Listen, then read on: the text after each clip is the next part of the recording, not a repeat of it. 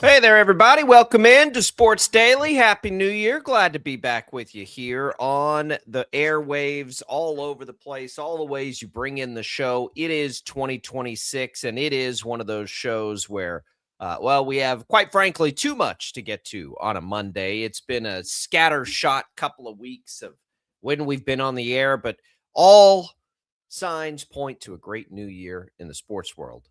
Was it a great sports weekend? It was a busy sports weekend. We'll get to it all. Jacob Albrocht here alongside TJ Cleveland. Max Power producing for us. 869-1240 is the number to call. You can also reach us on our video streams, Facebook, YouTube, X, all the different ways you listen to the show. Thanks for watching us as well on 12 News Connected, and thanks for listening to us on the Odyssey app. It's, of course, the weekend we really get rolling into conference play in the college basketball world. The second conference game for Wichita State does not go well after the first. Had us pretty excited, quite frankly. But we'll dig into that. Paul Mills should be joining us here in the first hour, so we'll have that for you. It was also a busy football weekend. The CFP on to the semifinals. We will discuss maybe a little bit of that today, but certainly throughout the week.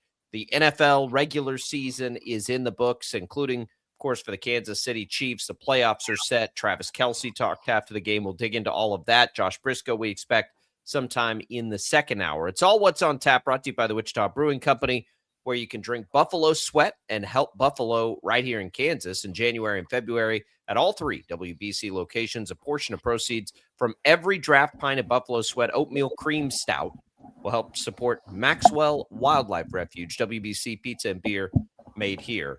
TJ, good morning. How are you? Hello. That was a very 2025 sports weekend. You know, everybody makes a New Year's resolutions that they want to be better in the new year in the 2026, and our sports teams did not follow suit. We went 0 for 4 this weekend. You're talking about Chiefs and college basketball, of course. Yes. On the men's side, I think I sent that as like that shocker loss, especially felt like it felt like it was 2025. Shockers back home Wednesday to try to bounce back. Just a really disappointing outcome after a really fun outcome against UAB to open conference play. A huge, massive comeback is followed by blowing an 18-point second half lead. That is just brutal for Wichita State. Now, I think the question becomes, how much does this matter? And this is a question for Wichita State probably and Kansas. At least we hope Kansas. So, like Wichita State's going to have to win the conference tournament to get into the playoff, right? We know that. And so for me, like big picture, how much does it matter? Well, I think it matters for Paul Mills and his legacy and finishing high in the conference this year. But in reality, it's all about what they're going to be able to do at the end of this thing. So I'm curious to hear from him what can you work on and do to avoid these stretches of games where they just can't seem to get it going at all. It's like everything just stops for 10 or 12 minutes in a game. Because when they're, outside of that, they look good. And what can you do? You split 2 road games to open conference play. Just was like the order was weird, right? Yeah. Charlotte's not that good, and that was disappointing. Kansas kind of the same way. We assume sort of that Kansas is going to have a good enough resume to be an at-large in the NCAA tournament. So it's like, how good can they be by the end of it? These individual outcomes annoy us, and certainly there's a mountain of things to talk about with Kansas. How much does that really matter? Right? They matter. We do this all the time. They do. I agree. I'm not trying to downplay them. I'm getting there. For Kansas State, they really matter because Kansas State's going to have to build a resume. Yes, correct. But so for Kansas and Wichita State, it's like these outcomes are infuriating. But you have like the big pick, like within the program, it all still has to be big picture focused. I mean, it's crazy. Yeah, it is. We're getting to the 2025 Chiefs syndrome on these, and we do it all the time. And the Chiefs are the perfect analogy of like they lost to the Jags, but I mean, how much does it really matter that they lost to the Jags? You Right. know, like Wichita State lost to Charlotte. How much does it really matter that they lost? At some point, it has to matter, and it's a conference game. Like losing to DePaul because you missed 15 free throws is, I mean, you can't do anything about the free throws. You know what I mean? But like the way they lost to Western Kentucky and the way they lost to St. Mary's and the way that they've lost every game so far has the common theme where they go on a big run, the other team goes on a big run that's bigger than theirs, basically. And this one was kind of backwards of what we've seen, which is interesting in itself. But give credit to Charlotte; they were able to stop Kenyon Giles, who was doing everything for Wichita State. And the biggest question that they go from here is how do you find a way to win whenever Kenyon Giles only scores single digits in the second half? Yeah, it's a good question. Karan Boyd picked it up very late, but it was very late. I think, we are seeing some positives there. The free throw bug seems to be gone. They're rebounding well. I just like the offense, and I think you've got it spot on. The disappearing act of the offense for those stretches in a game has to be different. I think for a while, and I still feel this way, but you're relying on a young player. Like that's to me where TJ Williams has to shine a little bit. Like get the That's ball in his hand, attack the basket. The other team has locked in. And the other thing is too, like Giles will have off shooting nights. We've seen that this year. I I mean, we've mean, seen it in TJ Williams stepped up and they beat Northern Iowa. Like, Kenyon right. Giles wasn't making 8 threes during that stretch of non-con games where they played well. TJ Williams was, I mean, maybe the number one option if you want to put it that way. So they have the options. They just need to figure out quickly. And now they're in conference play of how they do that again. Yeah, they scored 80 in the game. So it wasn't like it was a bad, but it was before overtime. It wasn't like it was a bad offensive performance, but it's Giles is, I don't know. We'll have to ask Paul Mills this, I suppose. It's like a double-edged sword. Like when he's hot like that, it's like, okay, let's go. But then it almost becomes too reliant on that. It I certainly know. did in the final possessions of that game. I mean, But it's honestly, and we'll talk about this. It's the same thing as KU to a different magnitude, but same conversation is the fact of and we'll dig into this KU, but I mean the blanket statement that you can put over that. And I know it sounds like we're being dramatic about this, but if Darren Peterson is healthy, they win the game. Darren Peterson played in the game. He wasn't healthy. He had to come out of the game. It's unfortunate, whatever happened, but like they are a different team with him on the court than when they are without the court. And they're a worse team of the three. They're the worst whenever they're in the stage of limbo of wondering what's going on. When Darren Peterson plays, the Jayhawks know he's going to be the volume shooter. When he doesn't play, they found ways to go beat Tennessee without Darren Peterson.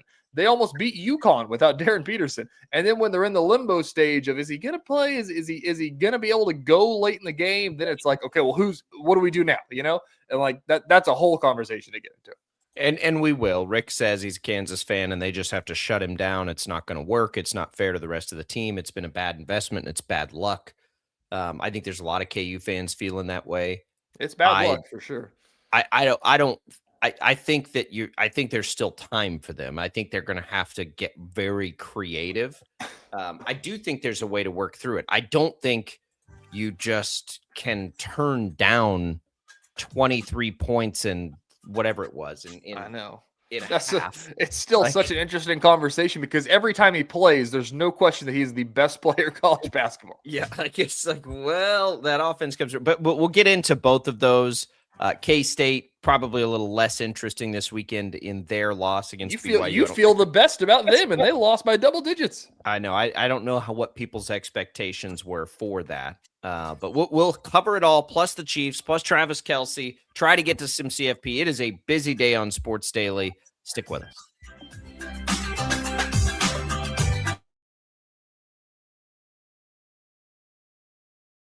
Lightning, hail, tornadoes, flooding. It's the worst of severe weather, and it's coming. Spring brings warmer temperatures, but also dangerous weather conditions. Stay up to date day or night with the Storm Team 12 weather app. You'll get accurate forecasts so you can plan ahead and stay safe, no matter the weather. Download the Storm Team 12 weather app, brought to you by Stutzman's Greenhouse. The future of television has arrived. Next Gen TV is here with stunning video, movie theater quality sound, enhanced voice clarity, and interactive features, all upgradable for the future. Learn more at watchnextgentv.com.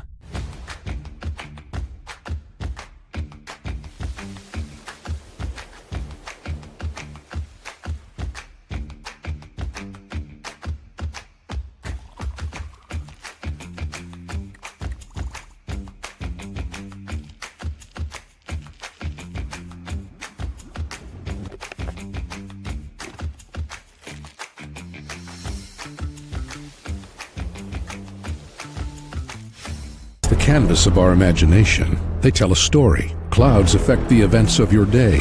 Sometimes they growl, sometimes they inspire, but they're always the messengers of nature's mood written in the sky. Storm Team 12 understands the language of clouds. We're dedicated to decoding their message so you know what to expect. Behind every cloud, there is a story waiting to be told. Trust Ross Jansen and Storm Team 12, alerting you first to the impact on your life. We are following a breaking update. Every day, all day, stream the stories that have you talking near and far. Whoever is behind the wheel of this bus is not stopping. From hundreds of local reporters and meteorologists spanning the country. Chaos here this morning at the UW campus. Search LNL for the all-new Local News Live streaming app.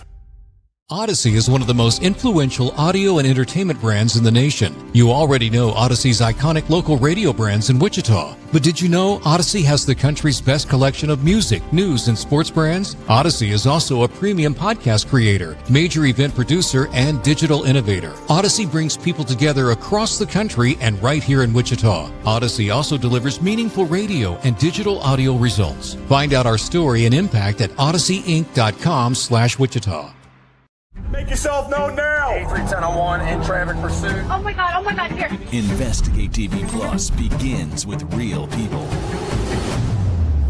We investigate stories that impact you. And inspire change every day. Something is broken. Real problems. Why are they hiding it? And real solutions. My daughter was dying in front of me. What was your reaction when he said that? Investigate TV Plus, weekdays at 3:30 p.m. on KWCH. Sometimes people tell us, I don't get it, it's just tea. But let me tell you, we are so much more than just tea. With 20 plus flavors of sweet and unsweet iced tea, the possibilities are endless. Come on in and try them all for free to find your favorite or get us on the go for your busy lifestyle. And don't miss happy hour every day. So the next time someone tells you it's just tea, tell them to come by and find out why we say, drink tea, be happy. Jim Rome here, lighting up your afternoons on The Jim Rome Show. Catch me starting at 2 on Wichita's #1 sports radio, Kansas Fan Headquarters, 97.5 and 1240 KFH.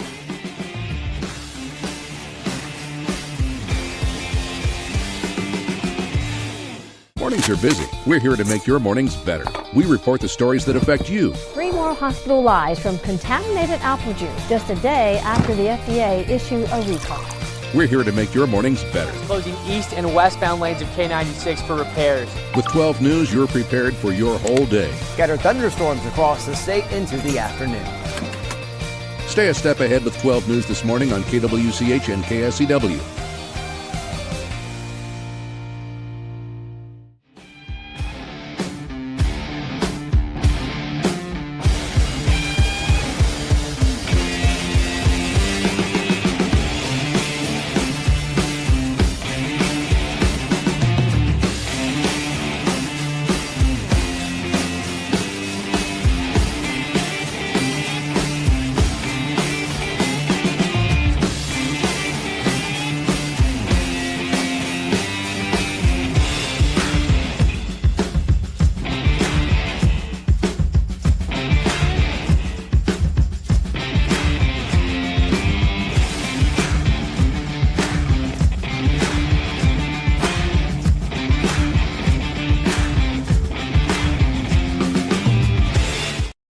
Daily is on KFH.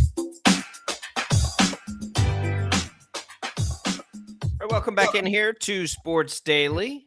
Thanks to Crestview Country Club for being a great supporter of the program. Popped in this weekend for the simulator. First time I think that I've swung a club in about 3 months, and there were some rough moments. I'm not sure I had a good iron shot all day, but that's what it's there for, right? These cold months are here, although it was plenty warm to go out and play golf, and lots of people were. Simulator gives you a chance to just kind of keep in tune and do those things. They've got 2 of them, beer, food, all the stuff there for you. Give Crestview a call. Ask about all the different kinds of memberships that they have available and tell them we sent you here from Sports Daily. All right, welcome back in. Let's talk KU. So Darren Peterson is, we know what he is when he's out there. That's not the problem, right? 26 points, 23 minutes. What was it? 23, I believe, in the first half, and just instant explosion and offense. And it happens again. Happened again. He had the same flare up. I don't know what it is. I don't think he knows what it is. I don't think they know what it is. That was probably, I don't know. It felt as optimistic about his ability to get out there as they've had maybe since the opening weeks of the season leading up to that game. And it flared up again. And so, others have brought it up. We've had people here bring it up already this morning.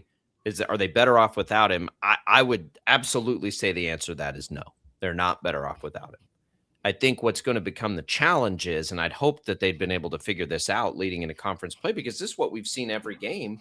How do you quickly pivot to having and not having him? And I know that's not like an easy ask, and it may not be something they figure out until the tournament, you hope. But how do you become the team that has played without him, and how do you become the team that has him, both within the same game? Because that's probably what's going to happen. It's hard to do because, that's what I was bringing up in the last segment is that, like, imagine, you're Bryson Tiller, because whenever we didn't see Darren Peterson, Bryson Tiller looked awesome. Like him and Flory were the reason they were winning basketball games. Whenever Darren Peterson's out there, Bryson Tiller turns a lot more into, I'm going to get some rebounds and we're going to make this thing work and get the ball back to Darren because he's got 25 points. And then if he goes out like he did yesterday, trying to switch back into, okay, I need to start shooting the ball after I haven't really, shot a 3 all game. Bryson Tiller would shoot some corner threes, everything like that. And it's just different the way that it works. And it's, on paper, it should be good to have that because, as I said, they were a team that was able to beat Tennessee, almost beat UConn, like playing some really tough games. They almost beat Duke without him. And, like, if you can find a way to replicate that in a game where he's playing, they've got to figure out that recipe because Darren Peterson's not going to be able to play 40 minutes, probably even in March at this point. Like it's whatever it is, it's like they're going to be cautious with it, even more cautious because this was the most optimistic that they were, and all accounts were barring any setbacks. He's going 100, like he's here, and there's a setback. Yep. And it's the same setback. And that is, and again, like this is where I know KU fans are angry. Like I get it because we can all see it. Like, or we watch him play. I think anger feels a little bit misguided because again, I don't think Peterson's doing this like on purpose. And I think even the anger at like his camp, which has gotten a lot of run the last couple of weeks, wanting to hold him out. Like, do you not understand now why they want to be so cautious with it? Yeah, you know what I there mean. was Like, I don't know if you saw this. Devin Neal actually chimed in on this, and he said basically along the lines of, "I lived this with Jalen Daniels, and you guys acted the same way. That Jalen Daniels was a pansy and he was faking, and he was going to transfer, and he didn't care about KU football because he was hurt. It's like injuries are weird, and nobody understands what they're like." And somebody replied and said something along the lines of like, "We're not upset about that. We're upset that it's not Coach Self calling the shots; it's his parents calling the shots." Is what.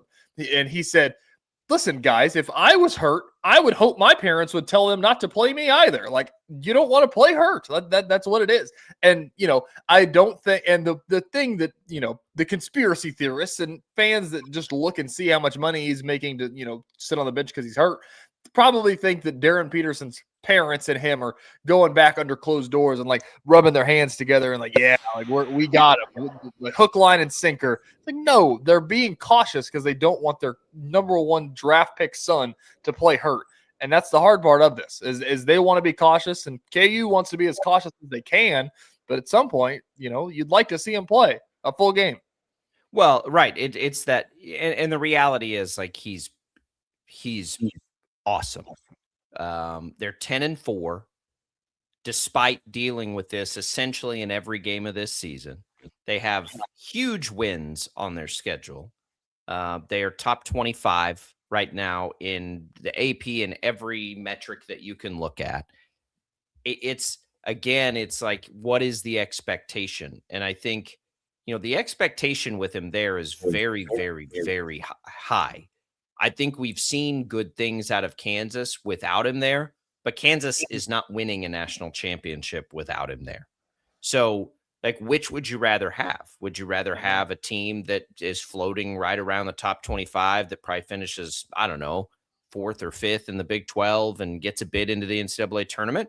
Or would you rather see the team with the upside that could make a run to the Final Four if Peterson was healthy? And I think right now people are angry and they're confused by it. And it's just like, it's the first game of the Big 12 schedule that, whether it's 25 minutes of Peterson a game or not, they're going to have to, you got to allow them the time to try to figure out, okay, like, I think the expectation at this point should be Darren Peterson will give you 20 to 25 minutes in, I don't know, 60% of the Big 12 games. I think and how do you work with that? How do you use that?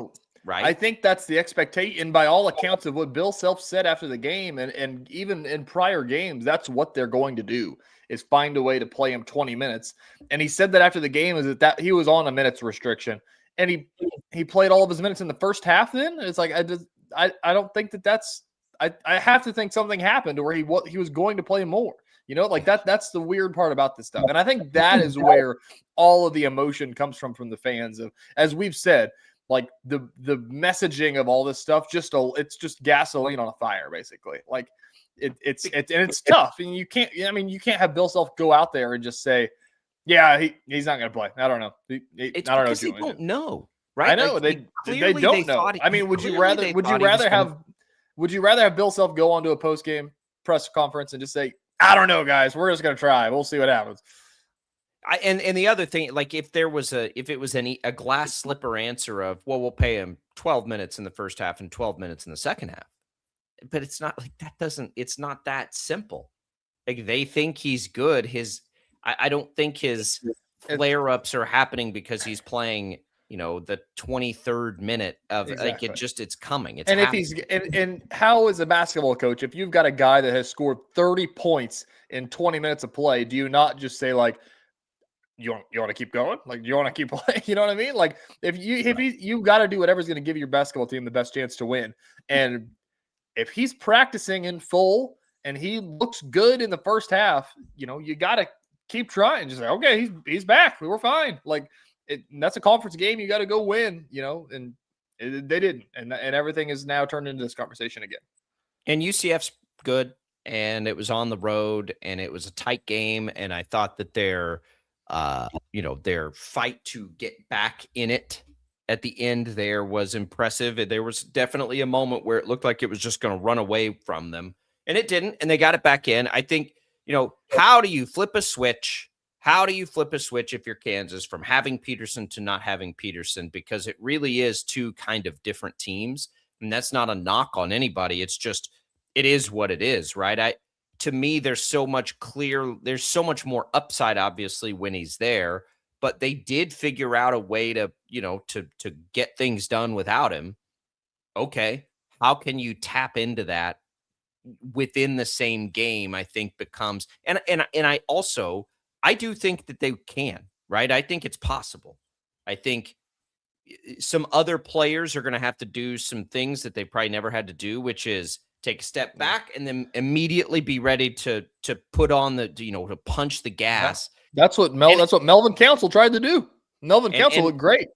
He's going to have to, right? Like, he's going to have to be that guy. And maybe it's as simple as, and it's a big ask because he's a freshman and he doesn't have all the time in the world to do it. But Darren Peterson, what if your role changes a little bit Like, what if it's not like all the easy offense for you, which has been your entire basketball career? And it's obvious to why that is, because it is easy for you. What if we utilize you more a little bit as a distributor and kind of change that offense? I don't know what it is. That's why Bill Self's one of the best in the business to try to figure it out. It's unfortunate. It sucks. He's awesome when he's out there, and he's just unfortunately he can't get through this injury. I think that Devin Neal stuff is interesting, and I think fans like, guys, the player's hurt. Like, he could easily just not play, right? He could easily just be hurt and not play at all. And I just can't believe that so many people would rather have that. I wouldn't at all. I'd like to see him play. If I had to take a stab here, I'd say if he wasn't so clearly a one and done and like obvious one and done, I think that they may have shut him down. But I think that there is a little bit, and maybe he would have wanted to say like, it's like we'll try again next year. Like, this is annoying. It's happening every single game. Like, shut me down for a couple months. Excuse me, shut me down for a couple months, and we'll try it in March. But I think that he knows, like, man, I've only got 30 games at KU. Like, I feel like I should try to play. You know. Well, he likes it there. Like, he's clearly like he's having a good time. He's been a steward of the university, all those other things. There is going to be the factor too of, as we watch BYU beat K-State by 10, 83-73, and Debanza goes for 24 and looks good. Like, it's a good class. It's not just Peterson.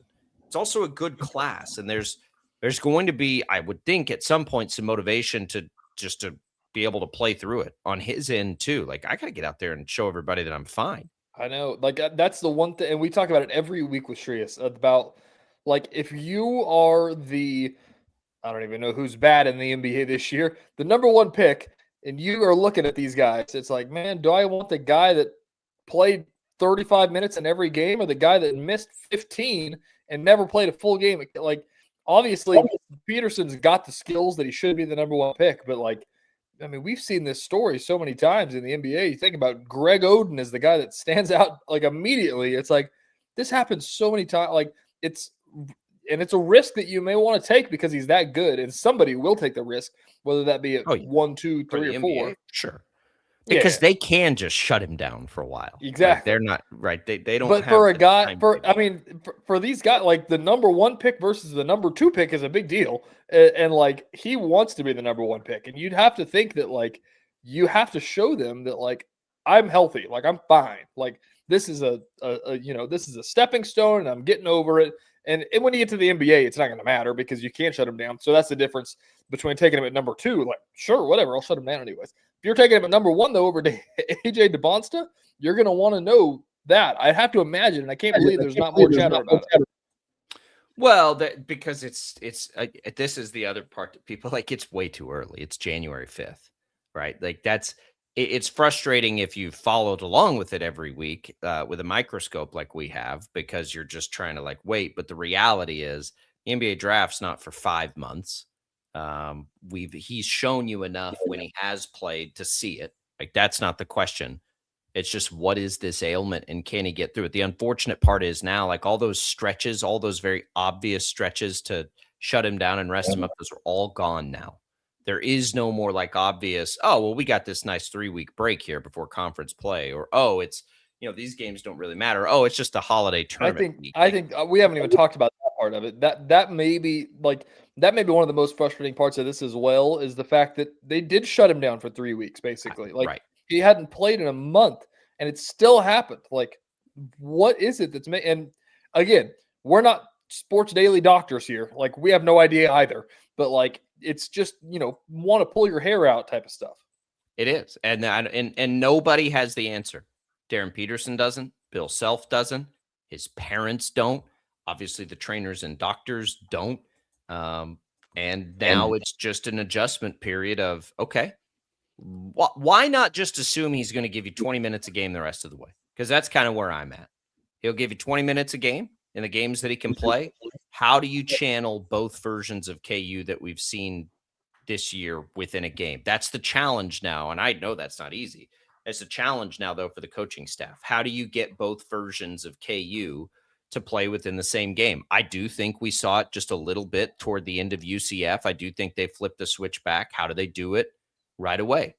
Can you utilize Darren Peterson and make him just a second half player? What if you just don't play him in the first half and then you play him in the second half, right? Like what? I don't. They're just I not don't going to know do the that. Like, answers to it. I I don't really know. like. It's not right now. I don't think Bill Self does either. He's trying to work through it. I think maybe we can all agree, whether we agree on they should just shut it down, which I don't agree with at all because he's way too good. Maybe we can all agree with the start a game but not finish a game methodology. Maybe there is some ways to work around that. More limited minutes in the first half, whatever it might be, just to try to see if you can get him to the end of a game.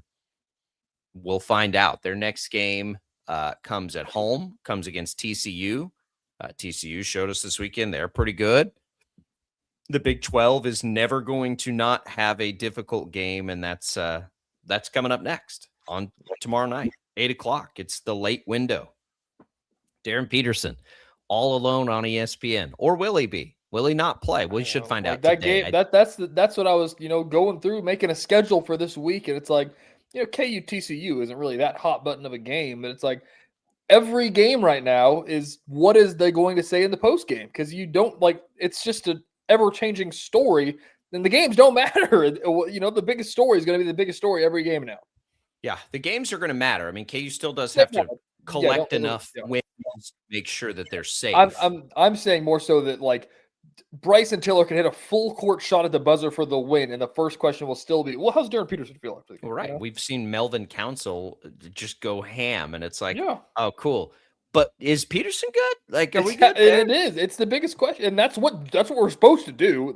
That's what everybody wants. That's what. It's not unique to only this. The Chiefs just had one of the worst seasons, and we want to know about Travis Kelce, right? Exactly. It doesn't matter what else is happening. How's Mahomes' rehab going? Exactly. That's fine. It's fine. They just need to. How do you win games when he's not there, and how do you quickly pivot to that philosophy as soon as it happens? Real quick on K-State. Look, they didn't cover the number. I didn't have any expectation for them to win that game, even at home. I don't think this team is as good as I had hoped, unfortunately. But I think they have enough flash. PJ Haggerty's a really good player. I hope they can collect enough wins to, finish 6th, 7th in the league and maybe get there and be able to get a tournament bid. But BYU is going to be really good this year. I didn't expect them to win that game, and they didn't. They honestly, they hung around longer than I thought they would. That's what I'm saying. You feel the best about them than you did of any of the losses that we saw this weekend. They lost that game to a team that was really good, and they only lost the game because they only made 2 3-pointers. They were at home. I don't feel great about it. They were at home. You need to be able to win home Big 12 I agree, games, even but against good teams. You talk about shooting, not traveling. Obviously, it's a home game, but right, that will fix itself, right? And you take a little bit of solace in that, I guess. Yeah, my expectations for them, I think, are the hardest to figure. All right, when we come back, we should have Paul Mills. We'll talk more Shockers on Sports Daily.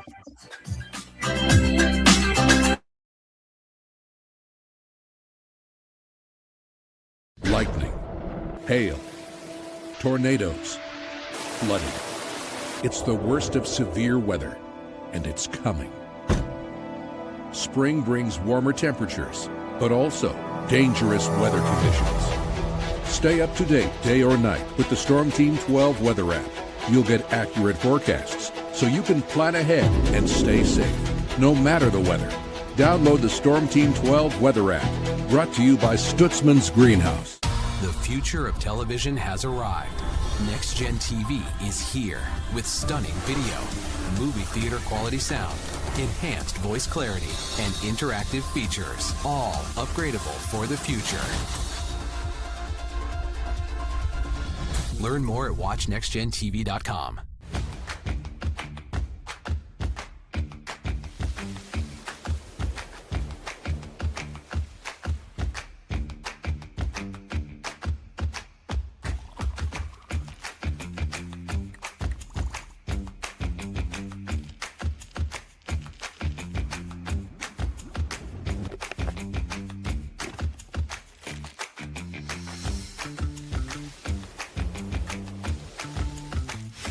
The canvas of our imagination, They tell a story. Clouds affect the events of your day.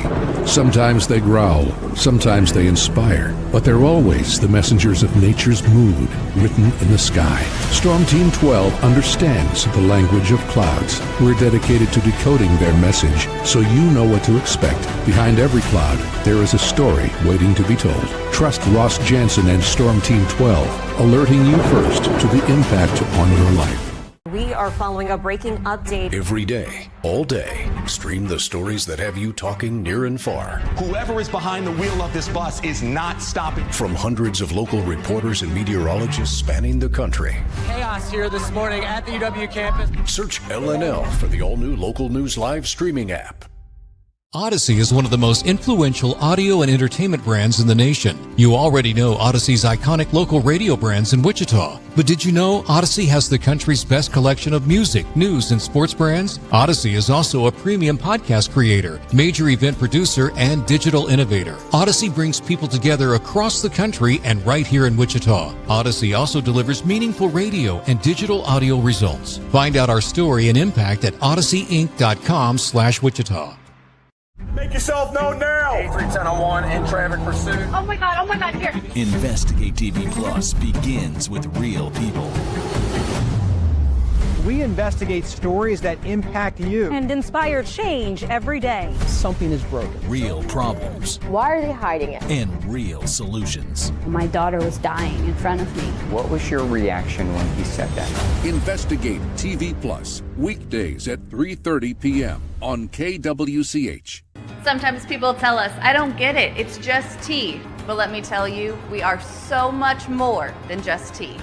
With 20 plus flavors of sweet and unsweet iced tea, the possibilities are endless. Come on in and try them all for free to find your favorite or get us on the go for your busy lifestyle. And don't miss happy hour every day. So the next time someone tells you it's just tea, tell them to come by and find out why we say, drink tea, be happy. Jim Rome here, lighting up your afternoons on The Jim Rome Show. Catch me starting at 2 on Wichita's #1 sports radio, Kansas Fan Headquarters, 97.5 and 1240 KFH.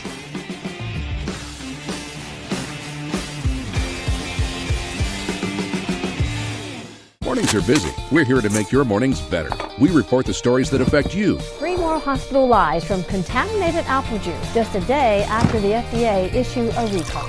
We're here to make your mornings better. Closing east and westbound lanes of K96 for repairs. With 12 News, you're prepared for your whole day. Scattered thunderstorms across the state into the afternoon. Stay a step ahead with 12 News this morning on KWCH and KSCW.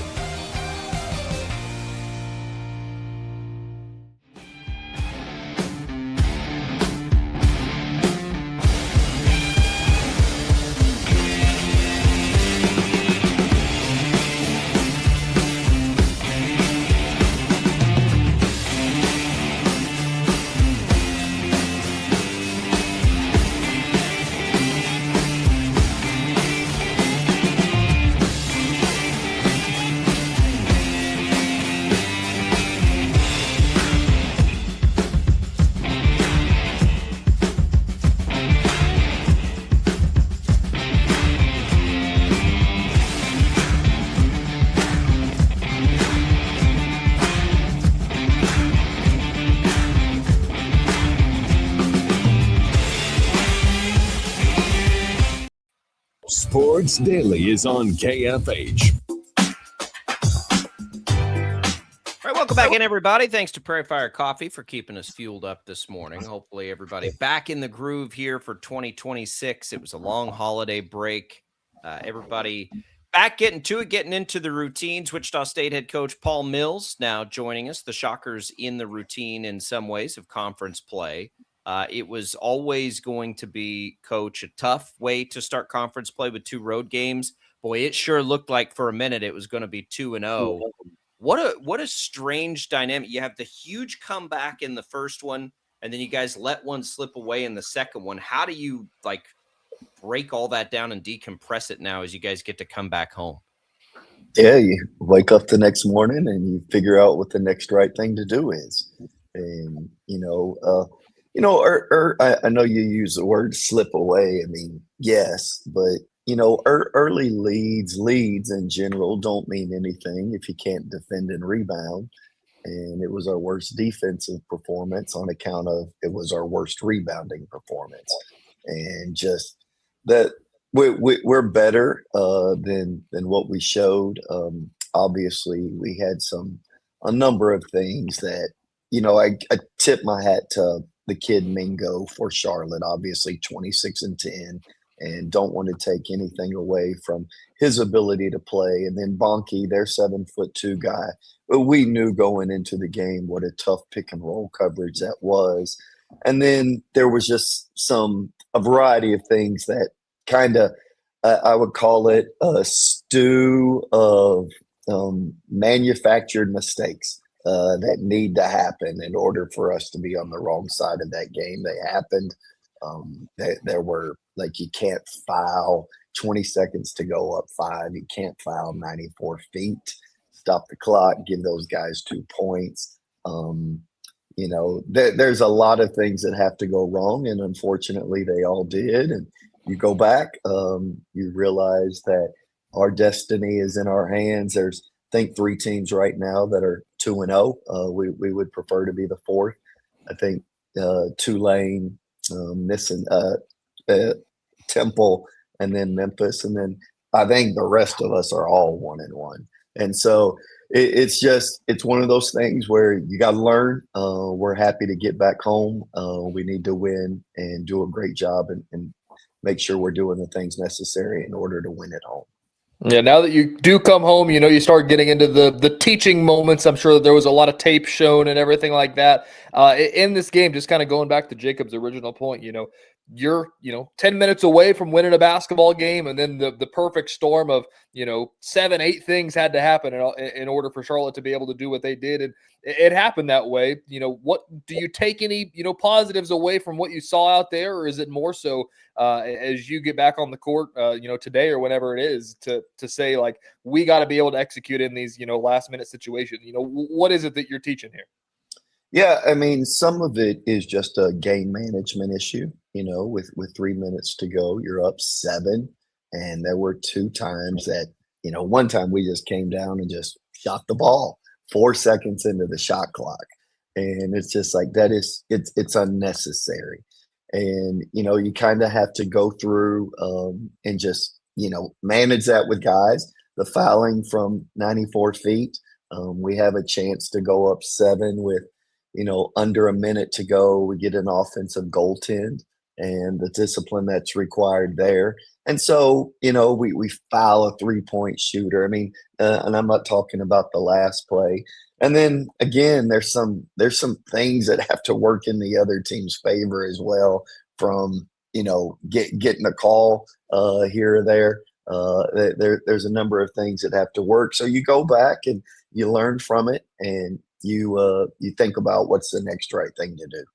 We don't always get to see Wichita State head coach Paul Mills joining us here on Sports Daily. We don't always get to see, like, inside the players' minds. So take us there, because you guys have had these opportunities this year, and you've been able to come away with big wins in these moments. Northern Iowa, the UAB conference opener, and then there have been others where they haven't. How does this team, when you get them inside the locker room, when you get them to practice the next day, all those, like, what is the attitude they have toward attacking some of these things and making tough losses become tough wins?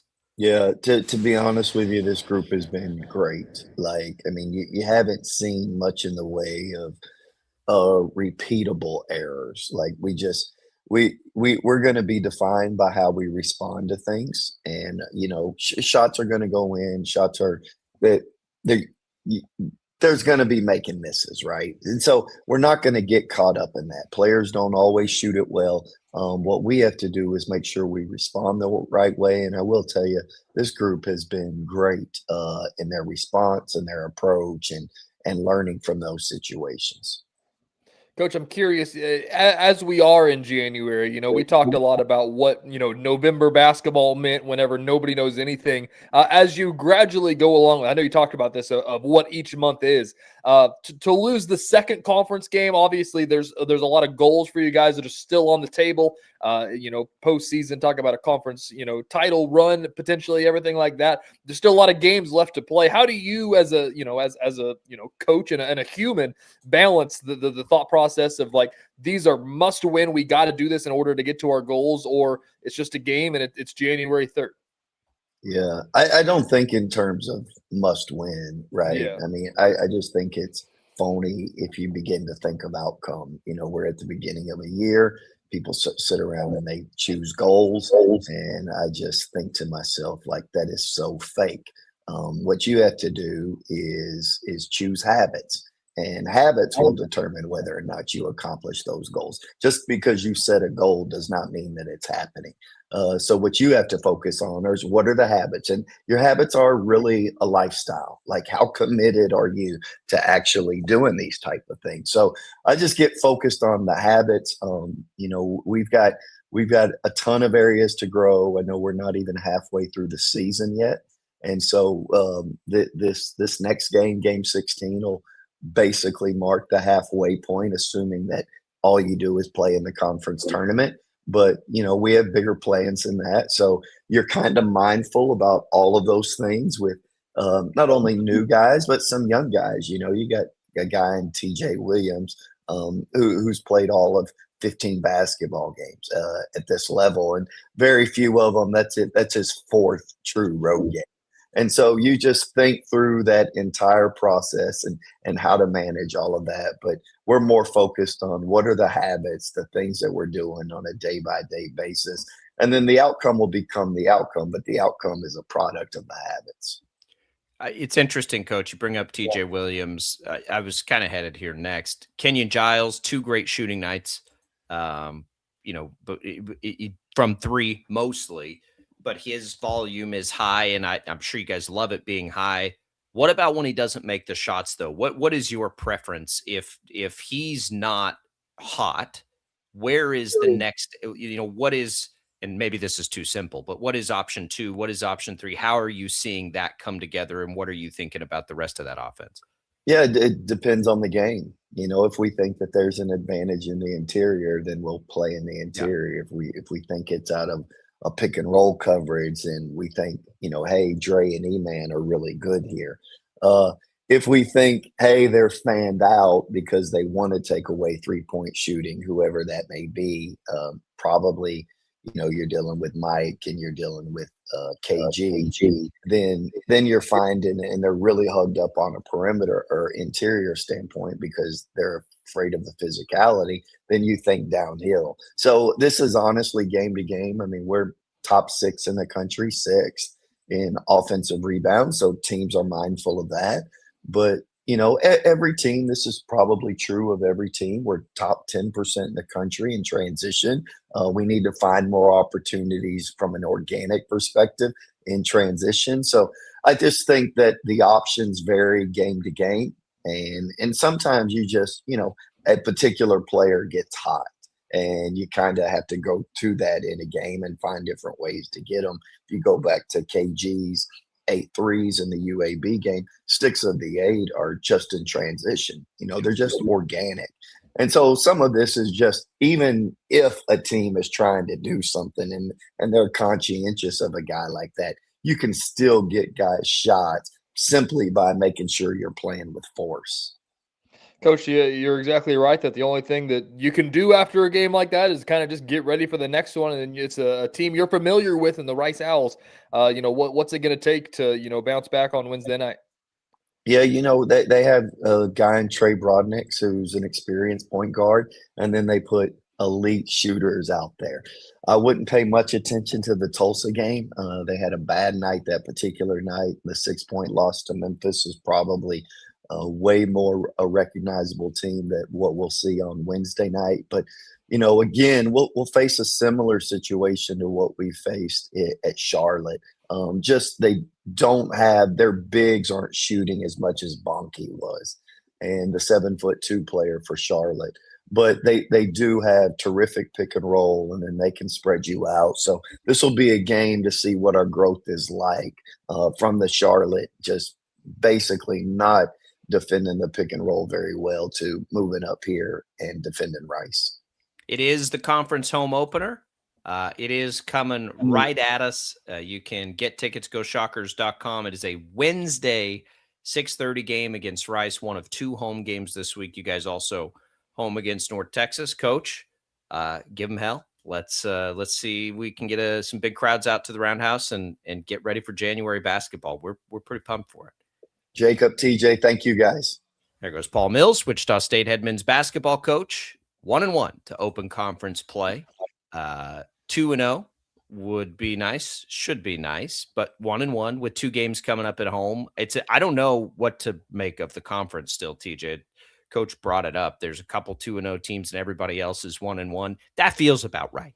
That feels about right this year. I've tried to start catching some glimpses of the American every chance you get, but was it Rice and Texas State? Who was Rice playing this weekend? I saw Rice for a minute. I don't even remember. Right. Rice actually, they got, he's right. They got at Tulsa and got eviscerated and then almost beat Memphis at home. That's what it was. They're the, Ken Palm says they're one of the worst teams in the conference, but you almost beat Memphis at home, it's something. Well, that's kind of the thing, right? What are these teams? Look, Charlotte's a good example of it. Charlotte was, bad enough, I suppose, to be down 18 in the second half, but competitive enough to be able to put together a run to get back into that thing. So, what do you make of it? Rice, I don't know. They're going to be favored big time. That game against Tulsa, I think that might be, that's the one I saw a little bit of. It was the one on ESPNU. So I did see a little bit of that one. It was football. They played Texas State, but they got beat by, what was it, 50? Yeah. Was that one was on in the office, I think, before Wichita State. Yeah, so it was just kind of there, and we're just like looking up, and it's like, oh, yeah. And then you come back and you play Memphis tight. Here's my Rice scouting report as I'm digging through their stats here. They've got a guy, number 24, 6'9", Jimmy Oladokin. No.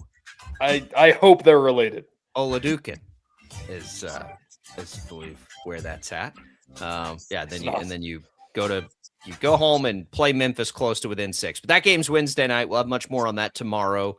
Hopefully the Shockers come out and win by 30, to be perfectly honest with you. It'll be kind of a football hour in hour number 2. Should have Joshua Briscoe in to talk Chiefs. We'll get to the CFP, the NFL playoffs, all of it coming up. Sports Daily, don't go away.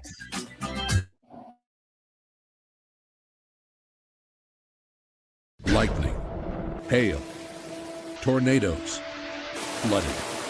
It's the worst of severe weather, and it's coming. Spring brings warmer temperatures, but also dangerous weather conditions. Stay up to date day or night with the Storm Team 12 weather app. You'll get accurate forecasts, so you can plan ahead and stay safe, no matter the weather.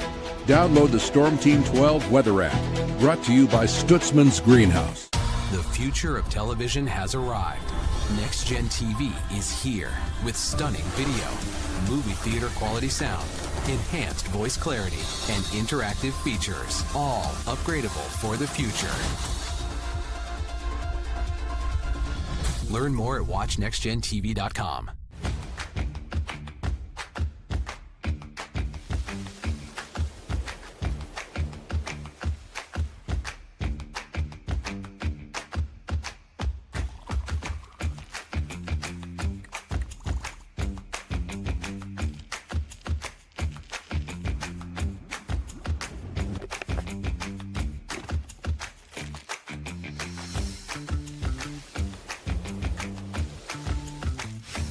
Canvas of our imagination. They tell a story. Clouds affect the events of your day.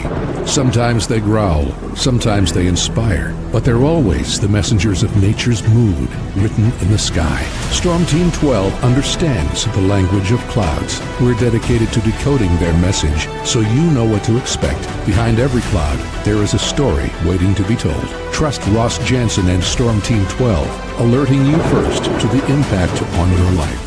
We are following a breaking update. Every day, all day, stream the stories that have you talking near and far. Whoever is behind the wheel of this bus is not stopping. From hundreds of local reporters and meteorologists spanning the country.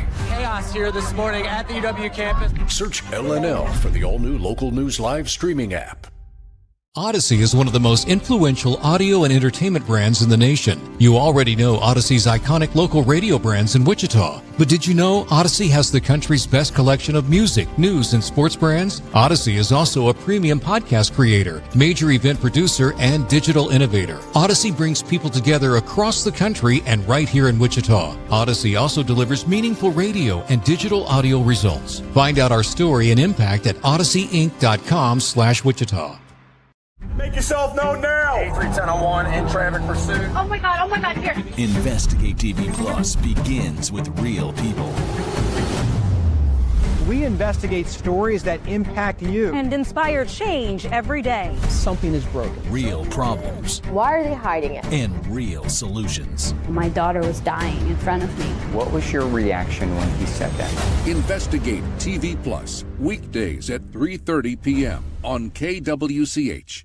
Sometimes people tell us, I don't get it, it's just tea. But let me tell you, we are so much more than just tea. With 20 plus flavors of sweet and unsweet iced tea, the possibilities are endless. Come on in and try them all for free to find your favorite or get us on the go for your busy lifestyle. And don't miss happy hour every day. So the next time someone tells you it's just tea, tell them to come by and find out why we say, drink tea, be happy. Jim Rome here, lighting up your afternoons on The Jim Rome Show. Catch me starting at 2 on Wichita's #1 sports radio, Kansas Fan Headquarters, 97.5 and 1240 KFH.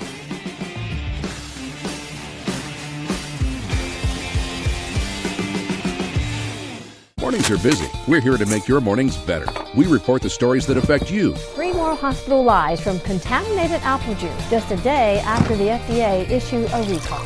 We're here to make your mornings better. Closing east and westbound lanes of K96 for repairs. With 12 News, you're prepared for your whole day. Scattered thunderstorms across the state into the afternoon. Stay a step ahead with 12 News this morning on KWCH and KSCW.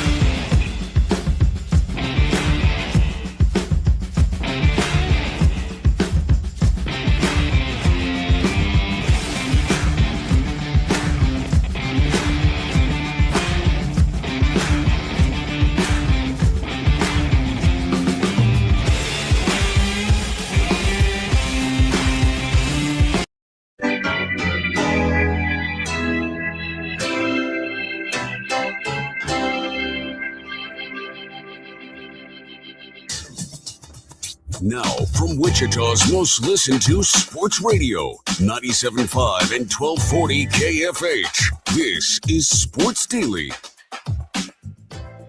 Oh, welcome back in, everybody, for another hour of Sports Daily. Glad to be with you here. Chiefs talk tonight on KFH, 6 o'clock, the Chiefs Kingdom show. Should be the finale there. Tune in to 97.5, 1240 at 6 for that show. Listen online, kfhradio.com, or download the free Odyssey app and search KFH. Also, we should get, I think Dan Patrick's back. We had the show a little bit last week. I think he's back today.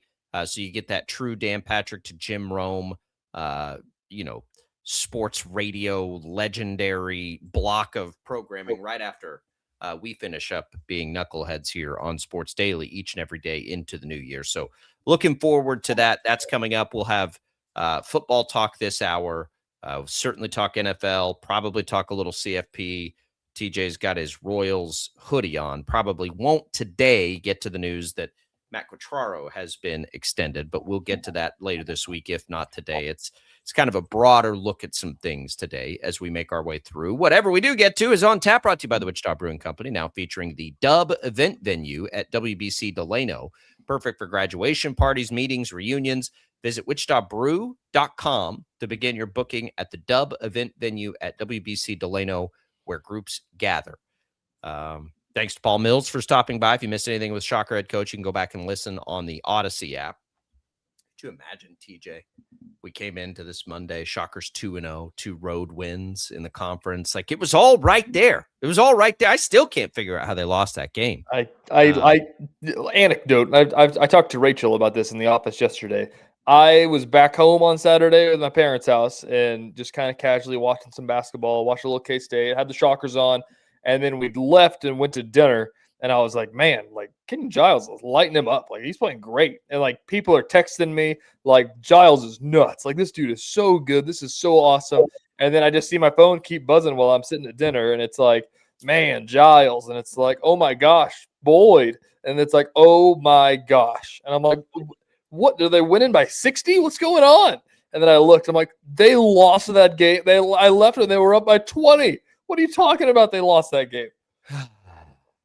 It's not literally, like, if you rolled that out, if you took it from when they were up 18 points and rolled it out 100 times, they win it 99, probably 99.9. Like, the amount of perfect things that had to happen for Charlotte to do what they did is unbelievable. Yeah. It's it doesn't make sense to be like, I don't even know how to make sense. If anybody's ever bored today, go to Twitter X and go look up Taylor Eldridge, because he's a real film junkie. He broke down all the significant moments, and it's like made up how many in a row within like a 2-minute stretch. It was like Wichita State blown coverage, wide open corner 3. Wichita State foul from 94 feet away. It's like, what? That's the thing. You got to just focus in. That's why I asked, Coach Mills, like, how does the team handle these things? And I think we've assumed well. It's good to hear them say well, because that's back to the original point, very, very beginning of the show. In reality, hopefully, this game is nothing more than teaching moments, because it will not make or break what happens to them as far as the NCAA tournament goes. Nothing that happens in the American from a wins and loss perspective is going to impact, unless you're looking at whether the seeding of the conference tournament has an impact. They're going to have to win the conference tournament to get in. But in order to win the conference tournament, they have to figure out how to eliminate these stretches of games where it all just falls apart, because it happens in almost every big game. And we'll see if they can get it done. I mean, hell, the UAB game is great, but it's a huge comeback. Exactly. Like, the Charlotte game was just inverse of every other game of the year. Yeah. Like, usually they get punched first. This time they got punched last. Yep. So they got some work to do. All the basketball teams have some work to do. Let's talk a little football. The NFL teams, no more. Yeah. Did you know the Chiefs played yesterday? We haven't talked about them for a second. There has never been a less meaningful Chiefs game in the decade plus that I've been here covering the Chiefs. There has never been a more meaningful Chiefs game than the one we saw yesterday. I can't believe that Kingsley Suamataia hurdling a linebacker at the end of the game isn't viral. Like, how has nobody gotten that video out yet? Like, it is. I literally stood up and screamed when I saw that happen. I was like, I did see. Yeah, I saw that one live. I was not watching that game live. I'm not a masochist. I had Red Zone on, kind of bouncing around, doing some things. And it's every time they got to the Chiefs game, I feel like it was a shot at Travis Kelce. Every single time that it came to that game, like, people don't think, people thought the Taylor Swift shots got out of control. Like, they had to have a Kelce cam. And I'm just like, guys, like, he has not announced he's retiring yet. He didn't announce it after the game. He didn't make it clear. Chris Jones said he's not gonna. Travis Kelce hasn't. Like, Travis Kelce at no point has said, yeah, I think this might be it. He's got an expiring contract. This was kind of a run it back year. I've said this a billion times. Like, he's still good. Like, if he just is ready to ride off into the sunset of his movie career, Like, he's still a really good football player. I The know. Chiefs would love to have him. It's pretty unreal that he's still third in receiving yards, a tight end, and like I couldn't tell you a game that he had over 50 this year. Like it. Well, that's just there aren't a lot of tight ends that do that anyway. But yeah, he drops more passes than he used to, no question. He's still one of the most pretty. Could you have imagined that offense this year without him? I mean, it would have been awful. It already was. It was awful. Right. But it'd have been awfuler. That's the biggest thing I keep telling everybody is that like you just have to think like what's the replacement? Like how much better is he than Noah Gray? You know, like how much better is he if they got Kyle Pitts? That's the one that everybody always talked about forever. Like would they go? Would they? You know, that's the thing. If you could, if they could somehow get Kelsey to come back and play on a small contract, it'd be incredible. It'd be an amazing. Whatever they do, excuse me, they will. It's gonna be a Kelsey type. Like they aren't gonna go get a blocker. You know, like they're look. They gotta change their offense anyway. They will, change it, but they do so much stuff. They do so much stuff for their tight end. They're gonna get somebody that's gonna catch passes for sure. Just like I hope, and I would love to be wrong about this, but I don't think I am. Mahomes will miss Kelsey an enormous deal. Like he will like that, not having that, kindred spirit where they just are always in each other's brains of where to be when a play breaks down. Like that is so much a part of what Patrick Mahomes does to not have, because Kelsey never misses games, right? It's not like Kelsey's ever unavailable. Kelsey's always there. That's a huge loss for Mahomes. And if if they can figure out a way to get Kelsey back, it would be great. It would be a great way to start the offseason. I've gone so back and forth. Like, not really, because I've really been, he's always going to retire. Like, that's my thinking the entire year.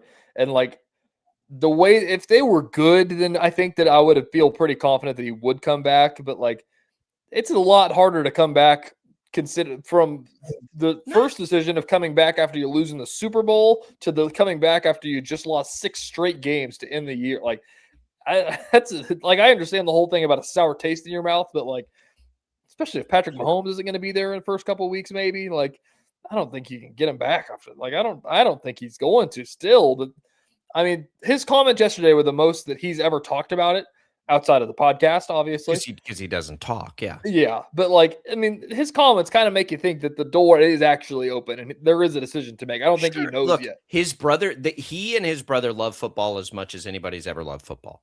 His brother physically had to stop. At the age Travis is now, Travis physically does not have to stop. That's been my thing with it. I don't know what's in his head, but watching the player physically, he is still way productive enough to be a big time NFL player.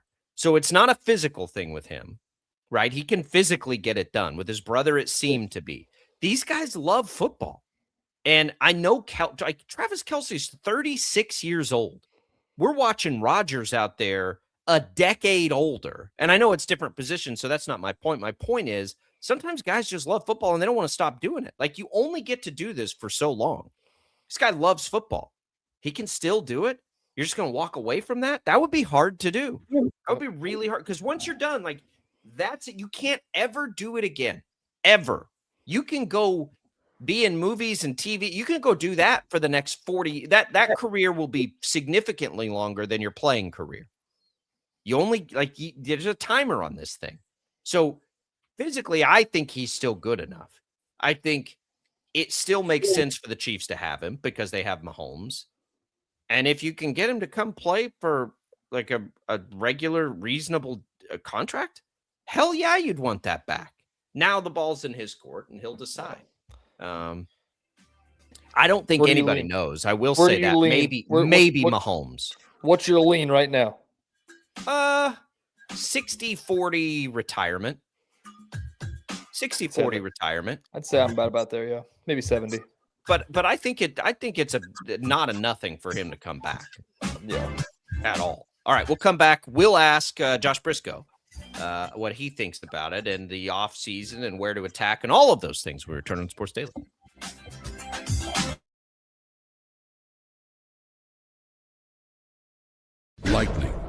hail, tornadoes, flooding. It's the worst of severe weather, and it's coming.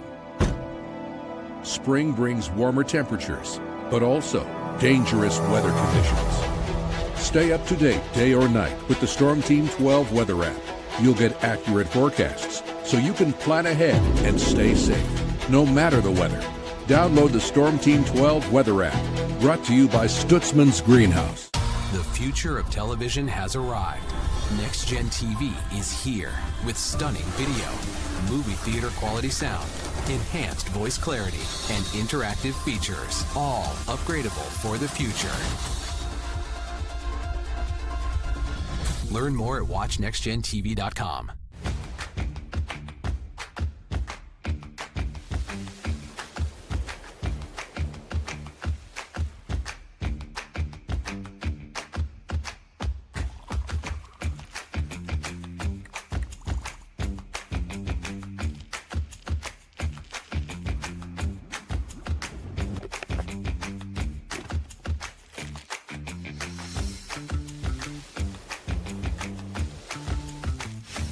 Canvas of our imagination. They tell a story. Clouds affect the events of your day.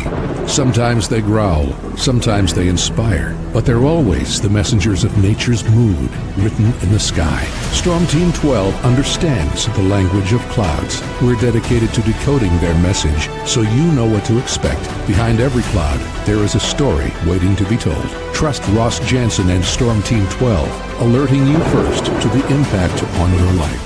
We are following a breaking update. Every day, all day, stream the stories that have you talking near and far. Whoever is behind the wheel of this bus is not stopping. From hundreds of local reporters and meteorologists spanning the country. Chaos here this morning at the UW campus. Search LNL for the all-new Local News Live streaming app. Odyssey is one of the most influential audio and entertainment brands in the nation. You already know Odyssey's iconic local radio brands in Wichita. But did you know Odyssey has the country's best collection of music, news, and sports brands? Odyssey is also a premium podcast creator, major event producer, and digital innovator. Odyssey brings people together across the country and right here in Wichita. Odyssey also delivers meaningful radio and digital audio results. Find out our story and impact at odysseyinc.com/Wichita. Make yourself known now. 8310 in traffic pursuit. Oh my God, here. Investigate TV Plus begins with real people. We investigate stories that impact you. And inspire change every day. Something is broken. Real problems. Why are they hiding it? And real solutions. My daughter was dying in front of me. What was your reaction when he said that? Investigate TV Plus, weekdays at 3:30 p.m. on KWCH. Sometimes people tell us, I don't get it, it's just tea. But let me tell you, we are so much more than just tea. With 20 plus flavors of sweet and unsweet iced tea, the possibilities are endless. Come on in and try them all for free to find your favorite or get us on the go for your busy lifestyle. And don't miss happy hour every day. So the next time someone tells you it's just tea, tell them to come by and find out why we say drink tea, be happy. Jim Rome here, lighting up your afternoons on The Jim Rome Show. Catch me starting at 2 on Wichita's #1 sports radio, Kansas Fan Headquarters, 97.5 and 1240 KFH.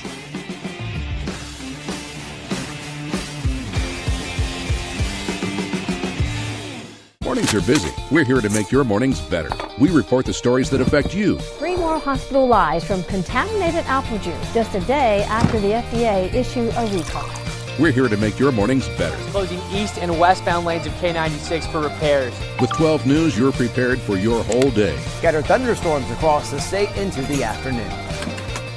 Stay a step ahead with 12 News this morning on KWCH and KSCW.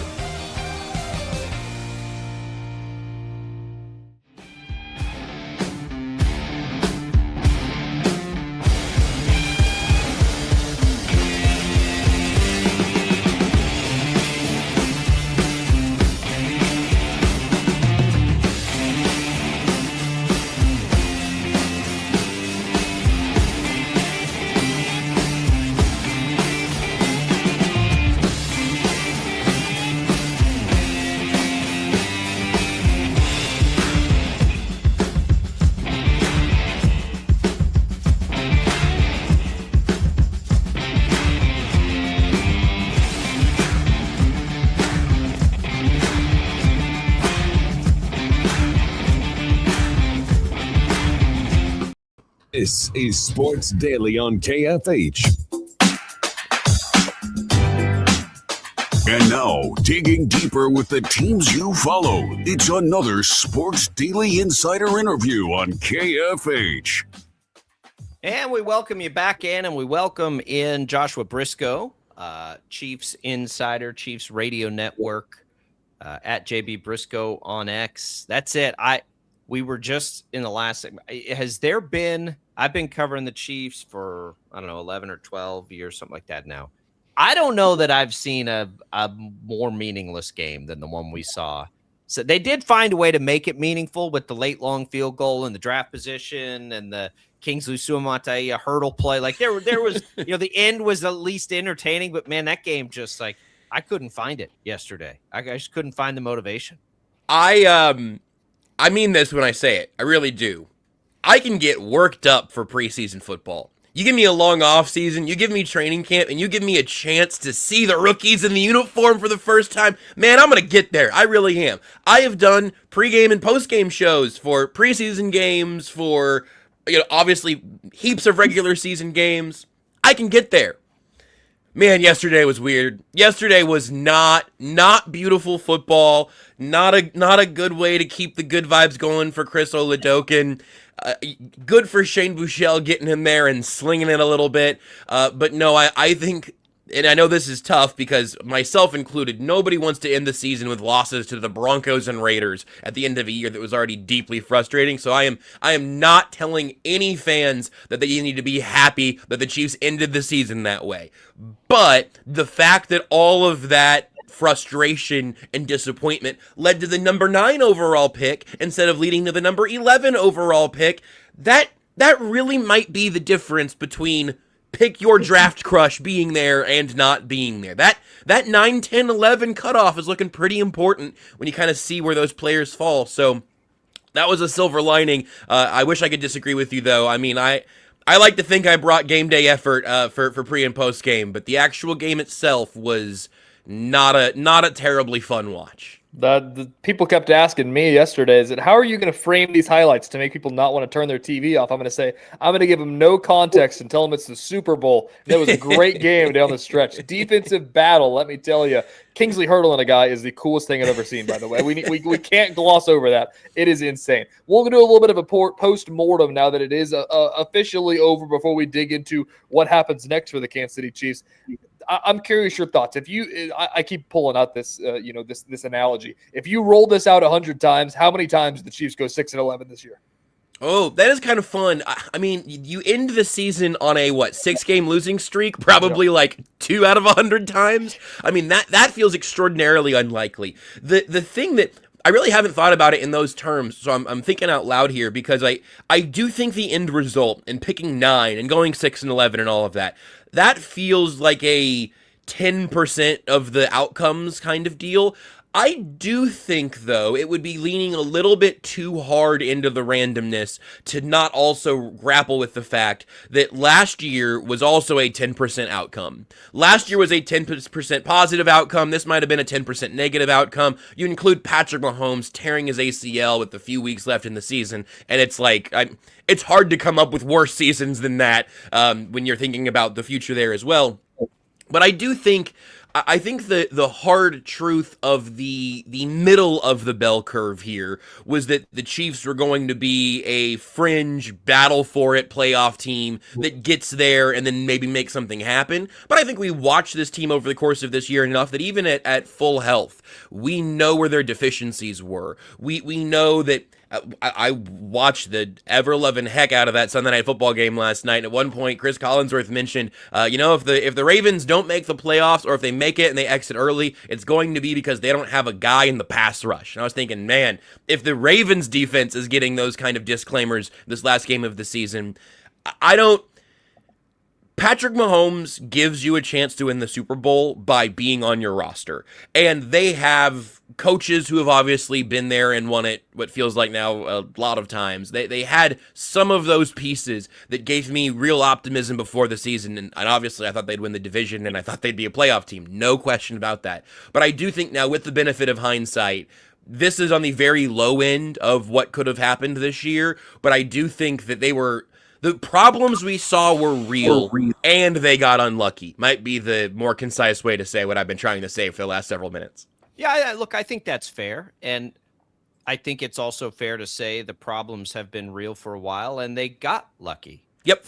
For a lot of seasons here. I think this year is fascinating for so many reasons, but to me, like, because what does it mean for next year? Right. And I've seen others say this and I've thought about this a lot. Is this the break it down and not start over because you've got Mahomes, but is it the big breakdown, or as Kelsey hasn't given an official decision on all these things, is this thing salvageable to still make a run? We know Andy Reid's coming back. What if Kelsey did come back? Can they tinker enough? The draft is obviously critically important, but how much do they need to reset here or not? Obviously, the Kelsey piece is a huge part of it, because when you talk about I'm trying not to use the buzzword I want to get to here. When you talk about this period of time for teams resetting, if you will, we talk about resetting, retooling, and then the big one is rebuilding. This isn't going to be a rebuild. The rebuild is what you do when you're hiring a new head coach, maybe a new GM, definitely a new quarterback. The Chiefs aren't rebuilding. I think it's time to remodel. I think that's the word that I'm kind of latching into, is that the foundation is there. You're keeping most of the walls. A lot of the load-bearing beams are still in place. So Travis Kelsey leaving would definitely change that analogy. You would lose a load-bearing beam in this home.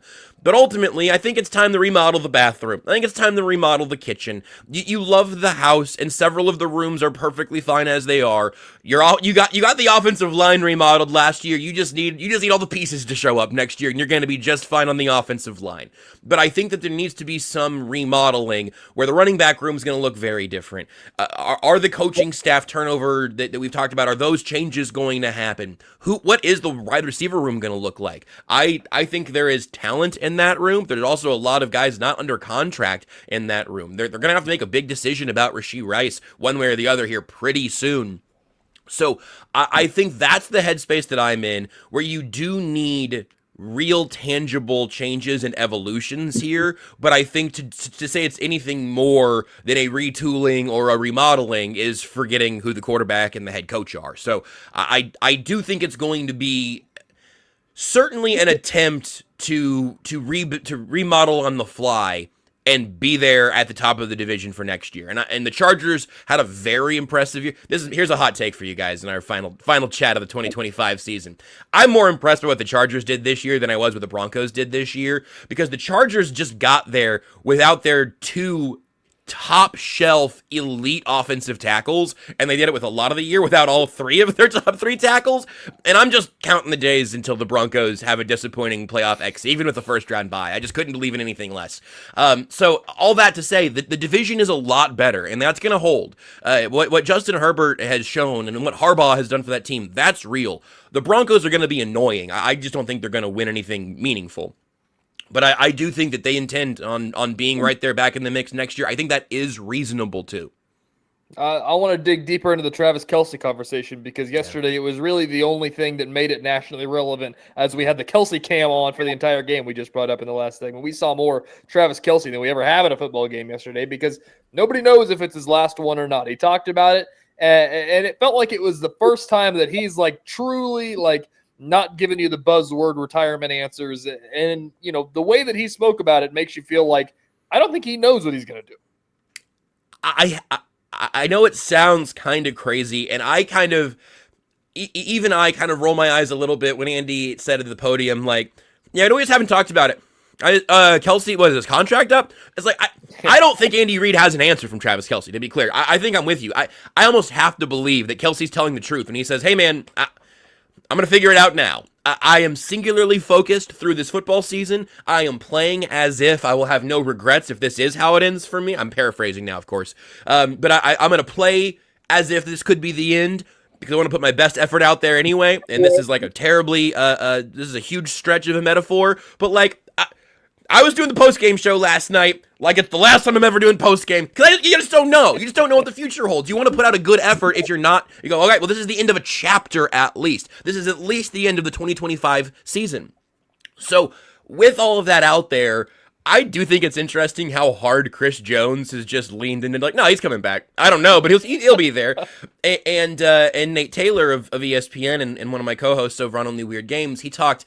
I think it was after the Titans game, I believe, where he said he looked over. It might have been Thanksgiving, but I think it was after the Titans game.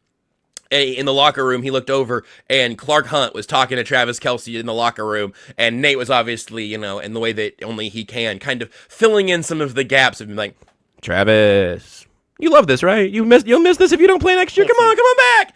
That's a good Nate Taylor impression. I would have gone to a higher register, but I didn't know if your viewers and listeners were ready for that register on your show yet. You got to build a tolerance. Not a tolerance to Nate. Easy man to love. Can be a tough man to listen to once you get into the dog territory there. But I really do think it makes a lot of sense for the Chiefs to say, Trav, you don't want to go out like that, right? Like, you don't want the last guy who ever throws you a pass in the NFL to be not Chris Oladokin, but Shane Buechele, who, by the way, it seems like they have like a good relationship. No shade to any of them. They're not Patrick Mahomes. Like, your guy wasn't there, and this season was just so disappointing on so many levels. He obviously has plenty to give. He obviously could be a real... I guess number 2 weapon on this offense next year. I don't want him to be that high in the pecking order. I didn't want him to be the number 1 option this year and last year, but that's not his fault, right? Like, this is something else. I'll shout out Seth Kaiser, also from Only Weird Games, where he says, look, if Kelce steps away, it's not all bad because it forces the Chiefs into that next era of retooling of how do we play offense without Travis Kelce. And my like slight pushback on that is that they still could have figured that out these last 2 years. But there were injuries last year, and so you just kind of build the entire plane out of 66 years of age of Kareem Hunt and Patrick and Travis Kelce last year. You build the plane out of them last season. You come into this year and you want Rashee Rice to take the baton from Travis Kelce. He's not out there the first 6 games. He doesn't really ever take the baton fully in that time between. They still need to have an answer, regardless of what Kelce does. They need to have an answer for what is the offense without Travis Kelce. But if he does want to come back and do this one more time, man, I would be very, very grateful for another season of that. I'm very, very grateful to have seen as much of Travis Kelce as we already have. I love your pushback on that. I couldn't agree more. It's not Travis Kelce's fault that he's been leaned on too much at this stage of his career. What is he going to do? Not run a route? Not be open? Right? Like, that's not his problem. The fact that he is still the number 2 option in the offense, and a lot of times this year's number 1, it's absolutely out of necessity. And so, like, just to pull that away and be so ready and willing to pull that away because what? Because he drops a few more passes than he has before? He's still the 3rd most productive tight end in football this year as a receiver. Yeah. Okay? Like, what is Mahomes without Kelce? And I think that is a fair question that never gets asked. Yeah. Mahomes wasn't awesome this year, not by his own standard, right? He was maybe a slight step back. Like, what is he without Kelce? We don't know that answer. I don't want to find it out yet as somebody who watches the team because Kelce's still plenty good. I agree with you. Run the ball a little bit more. Don't focus so much on Kelce in the offense. But quite frankly, does Mahomes know how to not focus on Kelce so much in the offense? And that's going to be a hard lesson to learn if it's one we have to learn at some point. Yep. And at some point we will have to see what that looks like. If that's 2026, 2027 or whatever. I feel good about Mahomes' ability to answer that question when it arrives, but we haven't answered it yet, which again, that also not Mahomes' fault. The Travis Kelce's ageless, right? Like that pairing is as incredible as it's been. Let's keep that together. Just to illustrate the point, I don't have this updated with yesterday's snap counts yet, but last year, Travis Kelce played 84% of the Chiefs' offensive snaps. This year, not including yesterday, he's played 81%, and I think he played more than 81% yesterday, so I think that number might rise a little bit, call it 81, 82%.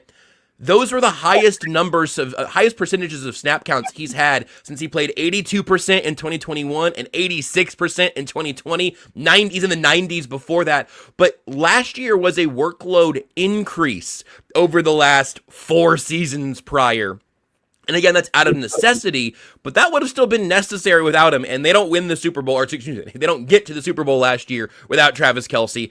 I don't know what they do going forward without him. Again, if you'd seen the bright shining star of Rashee Rice continue to rise this year, if you would have seen him really kind of take over in the way that we hoped he might be able to take over, all of this feels a little bit easier because there's an easy answer for Patrick Mahomes in the offense. Hey, you can just always find Rashee Rice. He's going to get you 8 yards, and if he breaks a tackle, he's going to get you 20.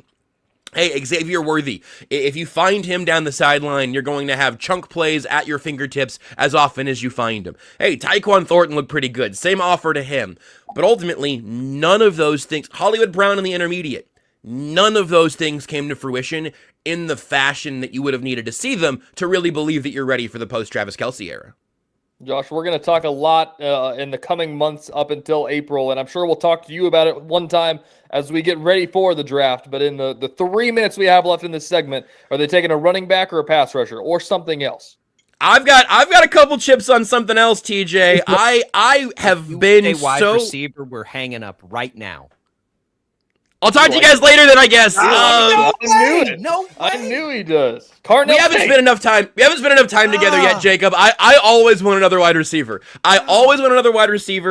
I look, they have to address running back. I am not saying go in the next year with the same running back room. But if you go ahead, I can talk about Breece Hall here and have the hometown crowd, right? Yeah, hey, look, there you if it's Breece Hall and a day 3 draft pick, if it's Tyler Algier and a day 2 draft pick at running back, I'm willing to kind of build the boat in a different fashion at running back. Jeremiah Love's a great player. I'm not holding my nose in the Jeremiah Love conversation. You just have so few opportunities to get a blue chip game changing player at number 9 overall here.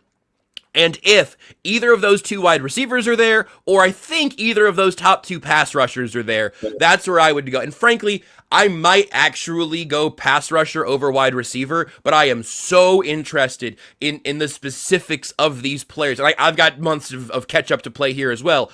But do you need to have octopus arms for Steve Spagnuolo, or is great college film enough to be worthy of a top 10 pick in this defense? I think the thing they needed the most this year was pass rush. And if you have a chance to solve that at 9, I would be perfectly happy with that. But I've also been wanting to hear the commissioner say, with the whatever pick in the draft, the Chiefs select whoever, wide receiver, Ohio State. Because that's always a good answer. And I want that, and I want that big X outside wide receiver in this offense. You talk about moving on from Travis Kelce. That would be an evolution of the offense to get a Carnell Tate type out on the outside that Patrick Mahomes can lean on in a way he's never leaned on a wide receiver. Not in terms of just general usage, but that body type, that build. So I am going defensive line and wide receiver are my tier 1 needs and values in that top 10 pick. If it's Jeremiah Love, it'll be Jeremiah Love, and we'll I'm sure I'll have a lovely time with that. But if it is him, he has to be Bijan Robinson. Like that is the expectation. He can't be a top 12 running back in the NFL. He's got to be top 3. And that's a tough thing for a young running back to be. I'm sorry I offended you so much, Jacob. I've had a great time with you guys this year. I didn't want to end on such a sour note. We're gonna go find the new insider. Note. I just, how many years in a row can you spend top 2-3 round picks on receivers, I guess. Let's find out. Let's do it. They're going to need a quarter 2. We're going to have to do this again because now we just opened a whole can of worms. We will at some point. Josh, we appreciate it all year. We'll get you in here from time to time to discuss some of these things. We appreciate it greatly. It's been a pleasure. Thank you for having me all season. We'll chat again soon. There goes Josh Briscoe at JB Briscoe on X. Follow along there. Great Chiefs coverage as always. We'll be right back.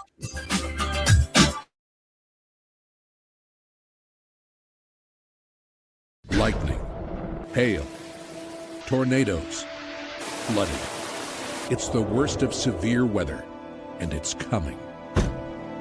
Spring brings warmer temperatures, but also dangerous weather conditions. Stay up to date day or night with the Storm Team 12 weather app. You'll get accurate forecasts, so you can plan ahead and stay safe, no matter the weather. Download the Storm Team 12 weather app, brought to you by Stutzman's Greenhouse. The future of television has arrived. Next Gen TV is here with stunning video, movie theater quality sound, enhanced voice clarity, and interactive features, all upgradable for the future. Learn more at watchnextgentv.com.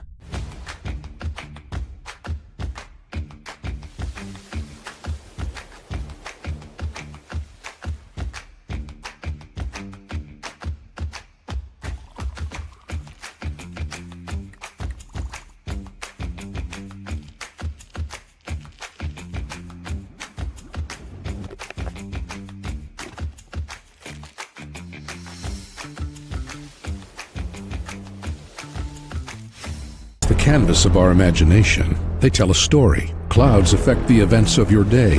Sometimes they growl, sometimes they inspire, but they're always the messengers of nature's mood written in the sky. Storm Team 12 understands the language of clouds. We're dedicated to decoding their message so you know what to expect. Behind every cloud, there is a story waiting to be told. Trust Ross Jansen and Storm Team 12, alerting you first to the impact on your life. We are following a breaking update. Every day, all day, stream the stories that have you talking near and far. Whoever is behind the wheel of this bus is not stopping. From hundreds of local reporters and meteorologists spanning the country. Chaos here this morning at the UW campus. Search LNL for the all-new Local News Live streaming app.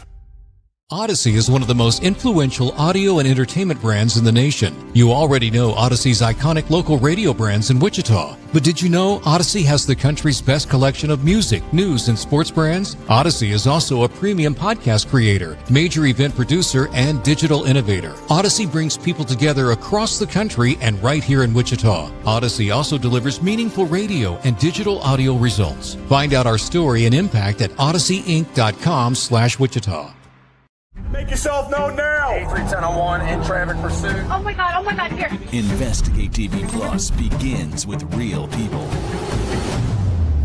We investigate stories that impact you. And inspire change every day. Something is broken. Real problems. Why are they hiding it? And real solutions. My daughter was dying in front of me.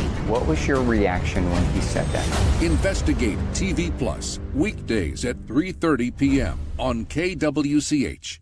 Sometimes people tell us, I don't get it, it's just tea. But let me tell you, we are so much more than just tea. With 20 plus flavors of sweet and unsweet iced tea, the possibilities are endless. Come on in and try them all for free to find your favorite or get us on the go for your busy lifestyle. And don't miss happy hour every day. So the next time someone tells you it's just tea, tell them to come by and find out why we say, drink tea, be happy. Jim Rome here, lighting up your afternoons on The Jim Rome Show. Catch me starting at 2 on Wichita's #1 sports radio, Kansas Fan Headquarters, 97.5 and 1240 KFH.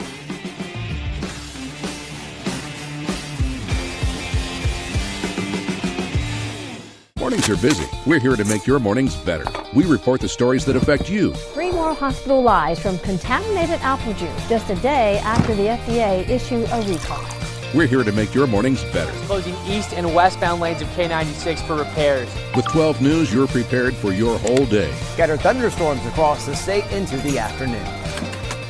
Stay a step ahead with 12 News this morning on KWCH and KSCW.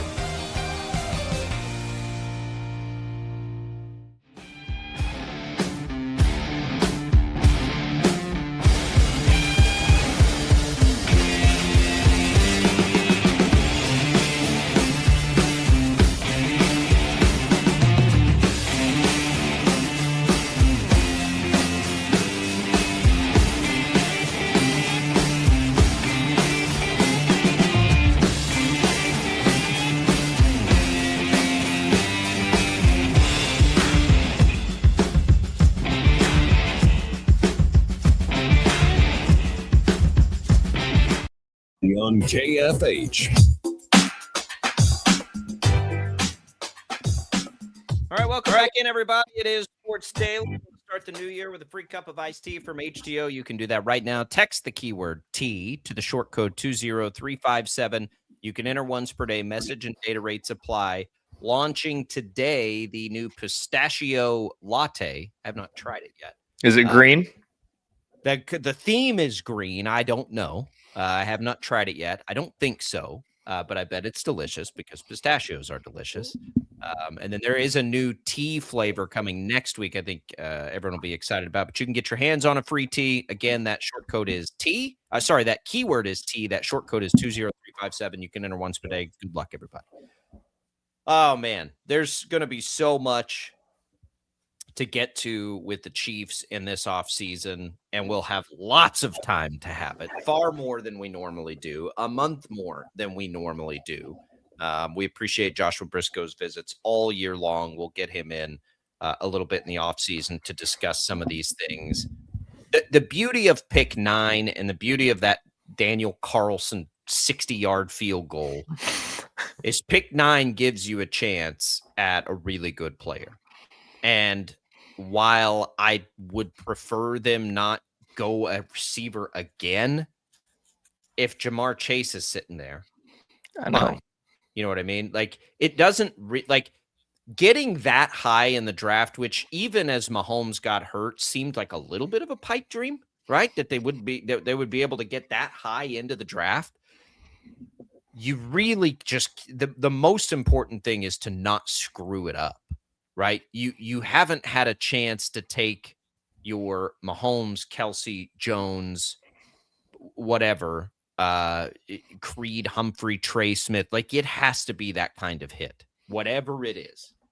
And then you sort it out later. If you end up with a position that's not necessarily a need, but it's a Pro Bowler every year, like, who's going to be mad at that? Nobody. Sorry, you can make an argument for every single position on the field because there's a need at every single, like Hollywood Except Brown is on expiring deal. Like you can make an argument they could draft any Quarterback is position. the only thing they don't need. Correct. That's it. Like there is an opening everywhere on the field. Everywhere. So just don't mess the pick up. Get the pick right. Stop. Yeah. They have not had a good history of drafting for need. I mean, let's be honest. Drafting for need has been a not good thing for the Chiefs over the years. Outside of this year, we hope, with Josh Simmons. Although even if he wasn't a need to fall in that far, they're probably taking him anyway. So we'll see. There's a lot of time to think about that. There's, less time for now 14 other teams that don't have anything, to worry about other than their next playoff game. So yesterday was not only was it like it was the most difficult, I think, to get up for a Chiefs game that I felt in about 12 years. That was as bad a week 18 as I can remember. There was like three good games basically. There was nothing of ultra significance. We got the one game on Saturday, which was a play-in game that wasn't actually a play-in game, but we didn't know that at the time, so it was fine. And then yesterday, obviously Sunday Night Football. That Seahawks game was significant. It was a seeding game. It's a seeding game, right? It's fine. Like, there were seeding games yesterday, but as far as like, I can't miss that. Saints Falcons was a play-in game for other teams. That was fun. I watched that game. It was right, but I don't know. I was now, and then you get to Sunday Night Football. Yeah, Sunday Night Football was awesome. It was good. I am in this weird place. I don't know. I can't even describe to people. Every fiber of my being would rather have the Ravens in the postseason than the Steelers. I like Lamar Jackson. I love Derrick Henry. Like, all their players, I like a whole lot more. And I cannot quit finding myself fascinated and sort of pulling for this Aaron Rodgers, Mike Tomlin story. Yeah. And I don't like Aaron Rodgers. I know. He's fun to watch. I like the player. I don't like the holding the league hostage the last few years and all of those things. But I do really like Mike Tomlin as much as I don't particularly like the Steelers. And their throw the bird to the world, like, it's been really hard for me not to like get invested in that. Like, and I'm with you. Aaron Rodgers made 99% of the country dislike him basically during the thing that happened, which is great. Sports villains are great.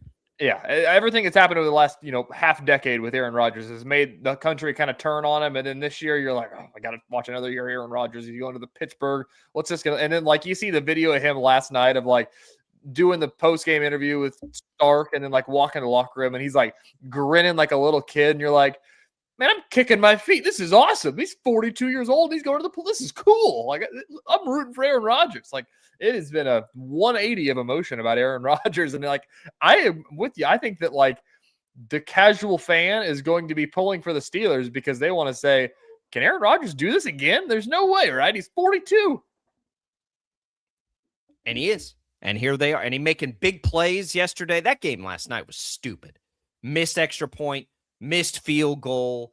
Like, what on earth were we watching there? That was just a very bizarre set of circumstances. It was by far the most interesting thing that happened in the NFL yesterday, in my opinion. It was very, no offense to Kingsley Suamataya's hurdle play, which I was also heavily invested in. You're not alone in that. I was fascinated by that. I love that the broadcast, like, it was Kyle Long, former chief, who was on the call, as we got that CBS crew. Like, they were kind of like putting a bow on it, and they're like, one final play could be the last play of Travis Kelce's career. Let's see what the Chiefs have. They're looking for something, blah, blah, blah, blah, blah. And then that happens, and both of them are just, oh my gosh, he hurdled him. It's like that play means nothing, but it was the coolest thing that anybody's ever seen. It was pretty awesome. I kept thinking, like, he's going to return this. He's going to score a touchdown and cost him a draft. I don't know what I don't know what the alternative was. Like, it was either ninth pick or I think it was 9 or 10. But I'm pretty even sure. if it was 10, it's like, come on, man. But that was fun. So real quick today, because we'll get more into this tomorrow, but it's hard to come in on a Monday after the CFP is played out and not at least get some take on it. We'll have a longer discussion about the bye thing. I have for 2 years now just been floored at that. I hope 1 in 5 changes it just in general. Like, these teams that have the long byes, to me, and I don't know if this speaks to how good Indiana is. I think it probably does. Yeah. And to how well coached they are. But it is clearly a disadvantage to those teams. But it's one that you want because it means you don't have to play the game the week before to get there. Just play them sooner. It's too long. Yeah, but it is the easiest fix. It needs to switch, and I hope it will with 16 games. I mean, it were 16 teams because you just I just would rather not have a bye. I think at this point. I mean, yeah, that's what 16 teams will fix, is that you'll eliminate the byes and you get. But I still think you got to play them sooner. I'm with you on that too. It does start to. I mean, it needs to be the week after conference championships. But but I think the better point for this is, you go back to mid-August. And we have the conversations with everyone that says, oh, 12 teams are too many. It doesn't really matter. And I would love to have a quick conversation with everybody in that camp and tell them, okay, well, the Final Four this year is going to be Miami, Ole Miss, Oregon, and Indiana.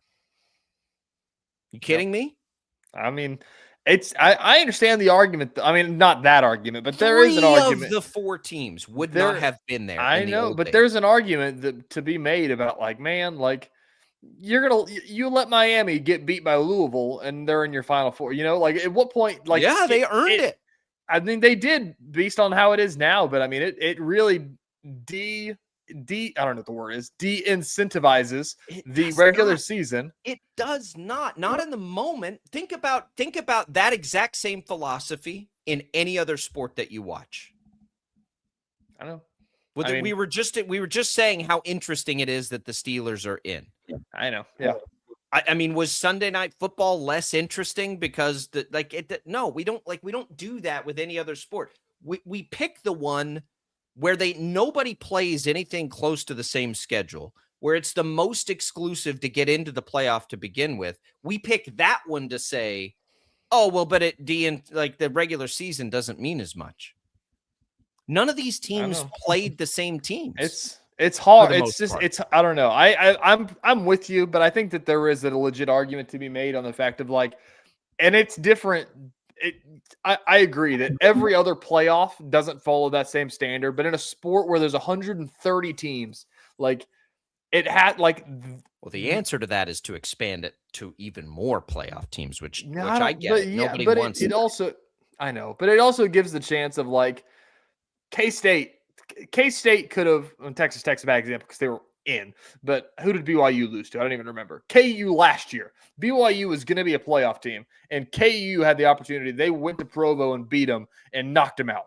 And, like, that's what the argument is, that, like, to make the season still significant for others that aren't going to be in the 12, basically. But I don't know. Football's good, and I like watching more football games, and that's what it really boils down to. I'm fine with expanding it. I think we'd be more invested in the CFP if it started sooner. It's just you have to wait too long for it. I think I use the term as that, like, we overthink college football. Don't have a bye, play home games or not. Who really cares? Like, it doesn't matter. Like, just the end result should always be about finding the best team at the end of the season.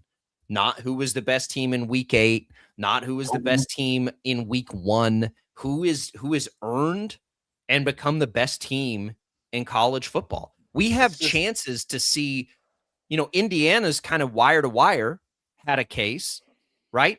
Ole Miss is a fantastic story. Miami is a fantastic story.